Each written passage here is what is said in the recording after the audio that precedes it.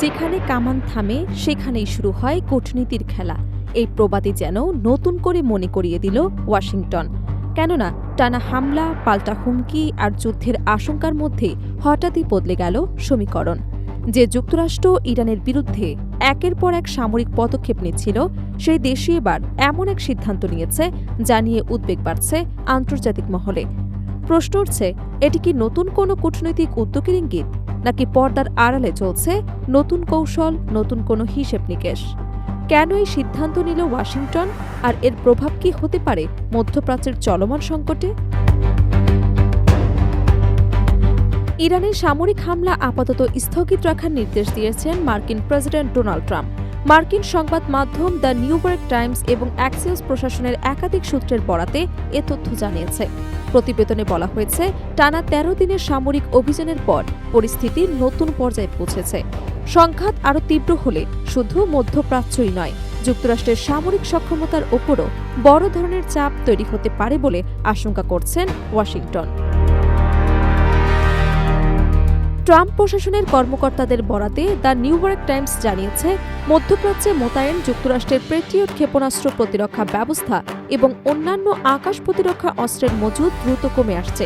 যুদ্ধ দীর্ঘায়িত হলে এসব প্রতিরক্ষার সক্ষমতা ঝুঁকির মুখে পড়তে পারে। সেই বাস্তবতা বিবেচনায় নিয়েই আপাতত হামলা বন্ধ রাখার নির্দেশ দেওয়া হয়েছে বলে প্রতিবেদনে উল্লেখ করা হয়েছে।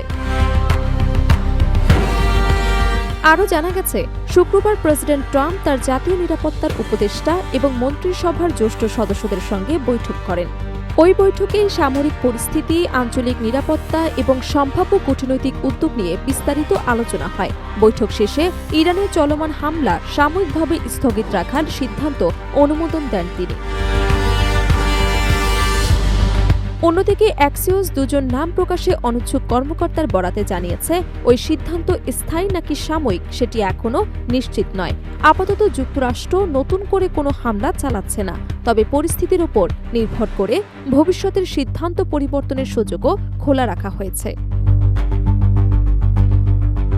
বিশ্লেষকদের মতে এই পদক্ষেপ একদিকে উত্তেজনা কিছুটা কমাতে পারে, অন্যদিকে কূটনৈতিক আলোচনার জন্য নতুন সুযোগ সৃষ্টি করতে পারে। ওয়াশিংটন হয়তো সরাসরি সামরিক সংঘাতের পরিবর্তে এখন রাজনৈতিক এবং কূটনৈতিক চাপের মাধ্যমে পরিস্থিতির সামাল দেওয়ার পথ খুঁজছে। একই সঙ্গে একটি যুক্তরাষ্ট্রকে সামরিক সক্ষমতা পুনর্গঠন এবং আঞ্চলিক প্রতিরক্ষা ব্যবস্থা শক্তিশালী করার জন্য সময় দেবে।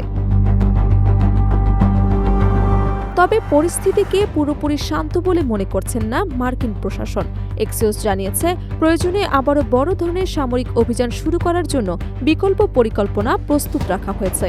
অর্থাৎ হামলা স্থগিত হলেও সামরিক প্রস্তুতি থেমে নেই। প্রয়োজনে দেখা দিলে খুব অল্প সময়ের মধ্যেই নতুন অভিযান শুরু করার সক্ষমতা ধরে রাখতে চাইছে যুক্তরাষ্ট্র। সব মিলিয়ে ওয়াশিংটনের এই সিদ্ধান্ত মধ্যপ্রাচ্যের চলমান সংকটে নতুন মাত্রা যোগ করেছে। এটি যুদ্ধের সমাপ্তির ঘোষণা নয়, বরং কৌশলগত পূর্ণ অবস্থান মূল্যায়নের ইঙ্গিত বলেও মনে করছেন পর্যবেক্ষকরা। এখন নজর থাকবে, এই সামরিক বিরতি কি সত্যি কূটনৈতিক সমাধানের পথ খুলে দেয়, নাকি এটি আরও বড় সামরিক উত্তেজনার আগে কেবল একটি হিসেবে বিরতি হয়ে থাকবে।